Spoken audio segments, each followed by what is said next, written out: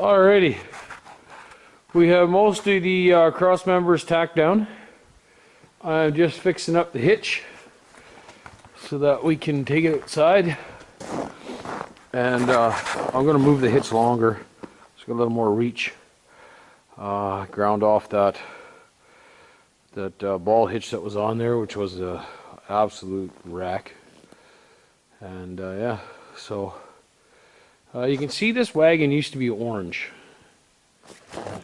on the spindles there, on the frame there, and since somebody decided to paint it green, even the wheels were orange. So I don't know, kind of a white Oliver green color. I don't know why anybody would paint anything that color. Ugh. Anyway, it'll probably never see paint in its lifetime here, but whatever. So yeah, just the last 4 cross members down the back are remaining to be put on. I'm going to use this video as a visual for myself to see what's what. See if everything's kind of half straight. But yeah, that's where we're at. The tire held air last night as much as we put in it, so that was good news. Still using the old Lincoln 225.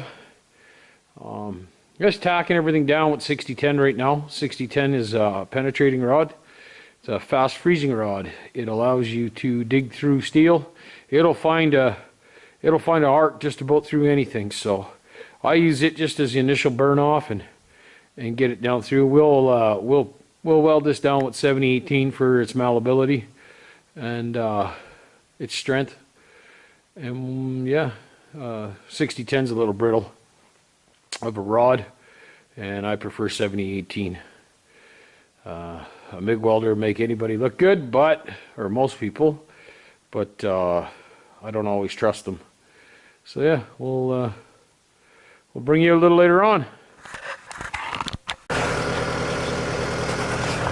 Well, I was glad to see that they are indeed 1 1/8" bolts, or I should say there'd be about 3/4 bolts, which means that they're a structural bolt, which is pleasing.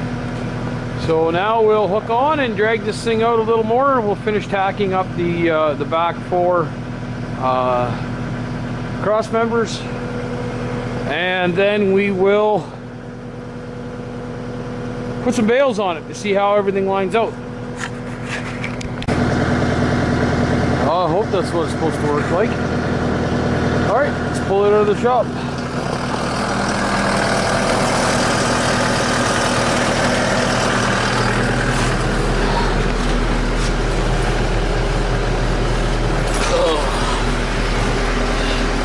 Don't mind the mess.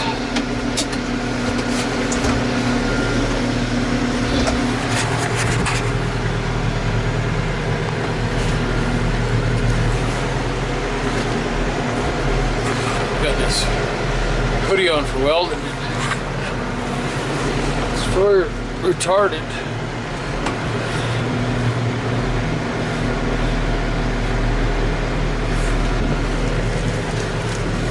Let's see where we're at.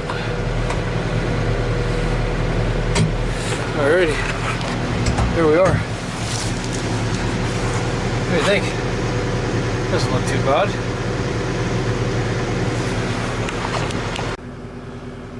Well, this is what happens when you don't slow down.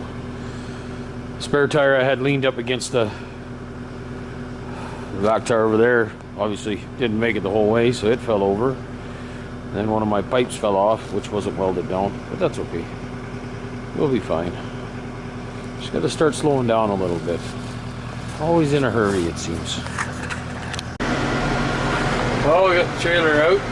So let's go take the bucket off the Kubota and try and move a few bales. We have to move some bales anyway. We're going to have a fire here this weekend, I think. Burn off all the old crap that's in that pit since before we moved in. Start fresh there. So yeah, we'll come over and take off the bucket, grab the spear, and away we go. So, I don't know, I'll see if I can show you. there is a yellow lever on these Allo buckets. Case Tractor's no different.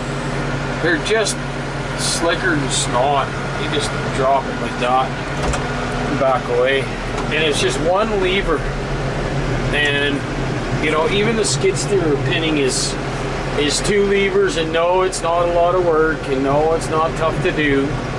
But this is just such a great system. Now I'll get out and manually put this on, because I was trying to set it on the trailer off the end of the bucket and that didn't happen. So I'll get out and manually set it on, and then that's it. It should just pop right on.